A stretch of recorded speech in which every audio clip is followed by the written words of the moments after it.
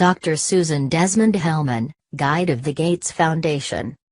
On her second anniversary as chief executive of the Bill and Melinda Gates Foundation, a global colossus of philanthropy, Dr. Susan Desmond Hellmann wrote an open letter about progress against smoking in the Philippines, polio across the world and sleeping sickness in Africa.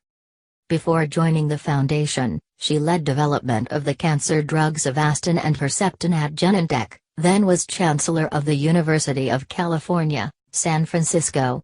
We spoke for an hour at her office in Seattle. A condensed and edited version of the conversation follows. What are some of the coolest, most surprising things the foundation is doing? What I think the foundation ought to be known for is making sure we do things that others can't or won't. So I wrote about the tobacco work for a couple reasons. 1. People probably didn't know we did tobacco control work. I'm an oncologist, so I know that tobacco is the cause of death for 6 million people. What did you do in the Philippines? They increased the tobacco tax. So we can pay, and did pay, for a group that can supply them with legal aid.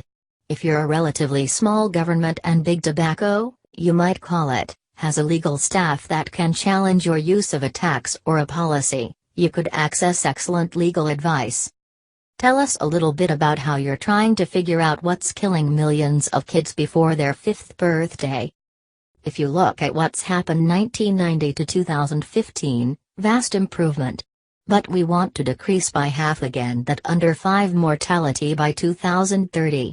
About 40% of those deaths now are in the first 30 days of life, most coming actually on your birthday, your first day. So here's a good news story. We know where pregnant women have HIV in sub-Saharan Africa, so we can do extremely effective, nearly universally effective ARVs, antiretrovirals, for pregnant women.